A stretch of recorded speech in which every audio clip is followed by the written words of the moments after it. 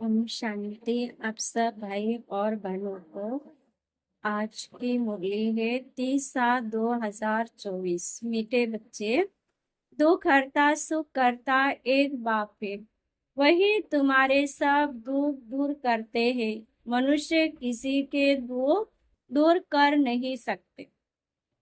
प्रश्न है, विश्व में अशांति का कारण क्या है? शांति स्थापन कैसे होगी?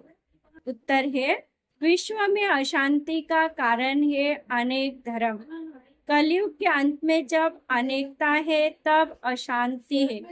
बाप अगर एक सत धर्म की स्थापना करते हैं, वहाँ शांति हो जाती है। तो समझ सकते हो कि लक्ष्मी नारायण के राज्य में शांति थी। पवित्र धर्म, पवित्र कर्म था। कल्याणकारी बाप फिर से वह नई दुनिया बना रहे हैं, उसमें अशांति का नाम नहीं। ओम शांति। रूहानी बाप बैठ रूहानी बच्चों को समझाते हैं। रूहानी बाप को ही ज्ञान का सागर कहा जाता है। यह तो बच्चों को समझाया है। बॉम्बे में भी बहुत सोशल वर्कर्स है, उनकी मीटिंग होती रहती है। बॉम्बे में जहाँ मीटिंग होती है उसका नाम है भारतीय विद्या भवन। अब विद्या होती है दो प्रकार की। एक है जिस्मानी विद्या, जो स्कूल कॉलेजों में दी जाती है, अब उनको विद्या भवन कहते हैं। जरूर वहाँ कोई दूसरी चीज है। अब विद्या किसको कहा जाता है ये तो मनुष्य जानते नहीं। ये तो रूहानी विद्या भवन होना चाहिए। विद्या ज्ञान को कहा जाता। परम पिता परमात्मा ही ज्ञान का सागर है। श्री कृष्ण को ज्ञान का सागर नहीं कहेंगे, श्री कृष्ण देवता है, 16 कला संपन्न है। शिव बाबा की महिमा अलग है, श्री कृष्ण की महिमा अलग है। भारतवासी मूंझ पड़े हैं। गीता का भगवान श्री कृष्ण को समझ बैठे हैं तो विद्या भवन आदि खोलते रहते हैं। समझते कुछ भी नहीं। विद्या है गीता का ज्ञान, वह ज्ञान तो है एक बाप में, जिसको ज्ञान सागर कहा जाता है, जिसे मनुष्य मात्र जानते नहीं।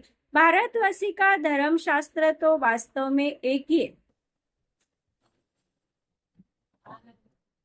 सर्व शास्त्र में शिरोमणि भगवत गीता। अब भगवान किसको कहा जाए वह भी इस समय भारतवासी समझते नहीं। या तो श्री कृष्ण को कह देते या राम को, या अपने को ही परमात्मा कह देते। अब तो समय भी तमो प्रधान है, वह रावण राज्य है ना। तुम बच्चे जब किसको समझाते तो बोलो शिव भगवानुवाच। पहले तो ये समझे कि ज्ञान सागर एक ही परमपिता परमात्मा है, जिसका नाम है शिव। शिवरात्रि भी मनाते हैं, परंतु किसको भी समझ में नहीं आता। जरूर शिव आया हुआ है तब तो रात्रि मनाते हैं। शिव कौन है ये भी नहीं जानते। बाप कहते भगवान तो सबका एक ही है, सब आत्माएं भाई भाई है। आत्माओं का बाप एक ही परम पिता परमात्मा है, उनको ही ज्ञान सागर कहेंगे। देवताओं में ज्ञान है नहीं। कौन सा ज्ञान? रचयिता रचना के आदि मध्य अंत का ज्ञान कोई मनुष्य मात्र में नहीं है। कहते भी ऋषि मुनि नहीं जानते थे, प्राचीन का अर्थ नहीं जानते। सतीकृता हुआ प्राचीन, सतयुग है नई दुनिया, वहां तो ऋषि मुनि थे ही नहीं। ये ऋषि मुनि आदि सब बाद में आए हैं, वो भी इस ज्ञान को नहीं जानते। नेति नेति कह देते, वही जानते नहीं तो भारतवासी जो अभी तमोगुनी हो गए वह कैसे जान सकते।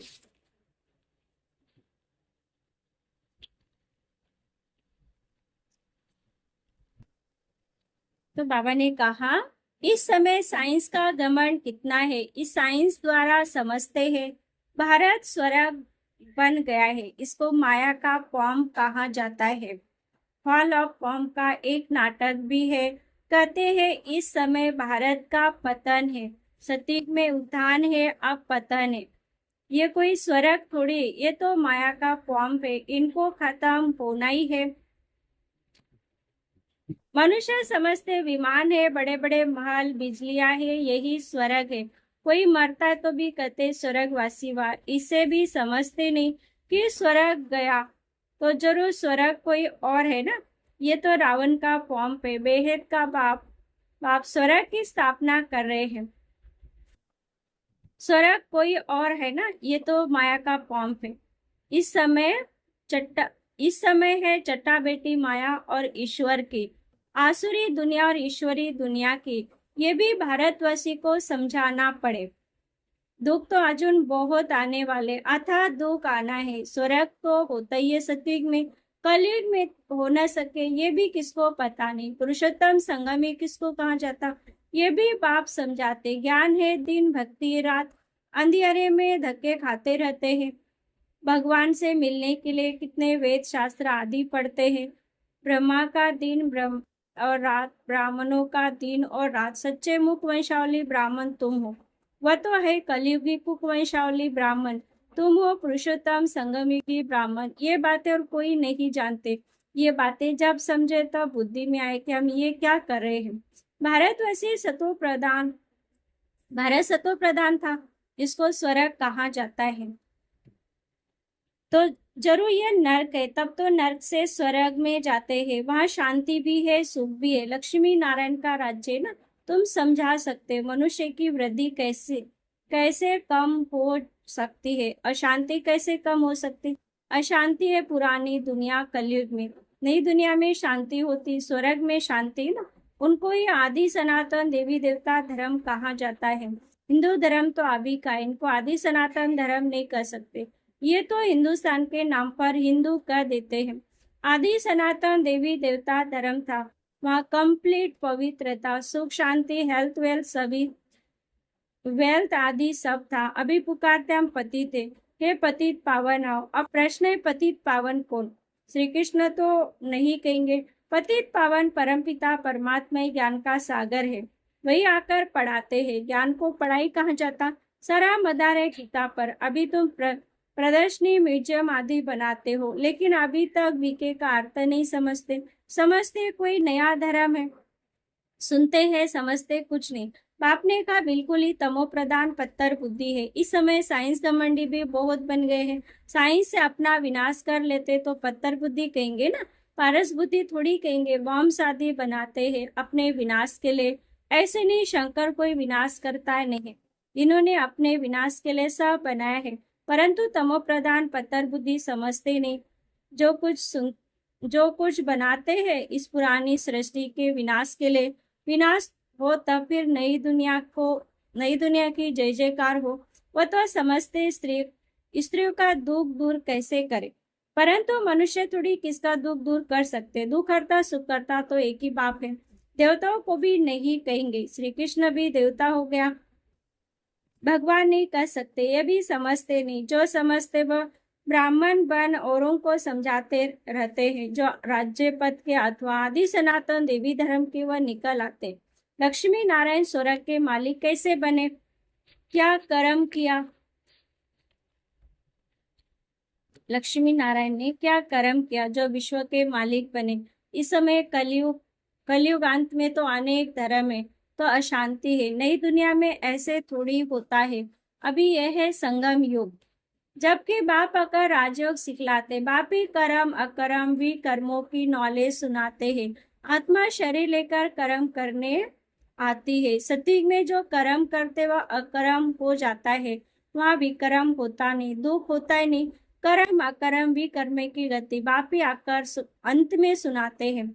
मैं इनके बहुत जन्म के अंत के भी अंत में आता हूँ, इस रथ में प्रवेश करता हूँ। आजकल अकाल मूर्त आत्मा का ये रथ है, सिर्फ एक अमृतसर में नहीं, सभी मनुष्य इस रथ में प्रवेश करता हूँ। अकाल मूर्त आत्मा का ये रथ है, सिर्फ एक अमृतसर में नहीं, सभी मनुष्य का अकाल तख्त है। आत्मा अकाल मूर्त है, ये शरीर बोलता चलता है। अकाल आत्मा का ये चैतन्य तख्त है। अकाल मूर्त तो सभी है, बाकी शरीर को काल खा जाता है। आत्मा तो अकाल है, तख्त तो खलास कर देते। सतयुग में तख्त कोई बहुत थोड़ी होते हैं, इस समय करोड़ों आत्माओं के तख्त है। अकाल आत्मा को कहा जाता। आत्मा ही तमो प्रधान से सतो प्रधान बनती है।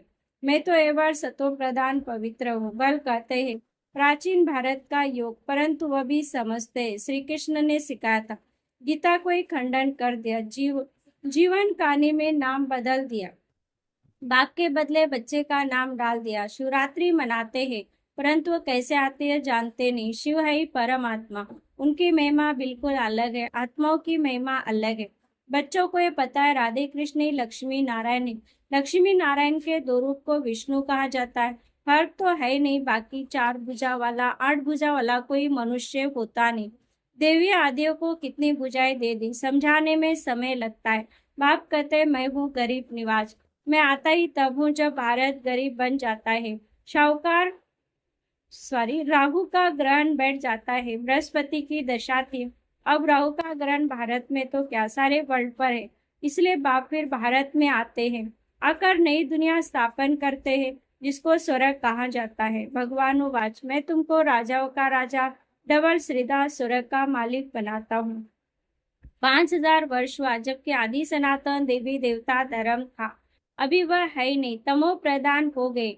बाप खुद ही अपना अर्थात रचयिता रचना का परिचय देते हैं। तुम्हारे पास प्रदर्शनी म्यूजियम में इतने आते, समझते थोड़ी है, कोई बिरले समझकर कोर्स करते हैं, रचयिता रचना को जानते हैं। रास्ता बेहित का बाप, उनसे बेहित का वर्षा मिलता है। ये नॉलेज बाप ही देते हैं, फिर राजा ही मिल जाती है तो वहाँ नॉलेज की दरकार नहीं। सदगति कहाँ जाता है, नई दुनिया स्वर्ग को, दुर्गति कहाँ जाता पुरानी दुनिया नरक को। बाप समझाते तो बहुत अच्छी तरह से, बच्चों को भी ऐसे समझाना है।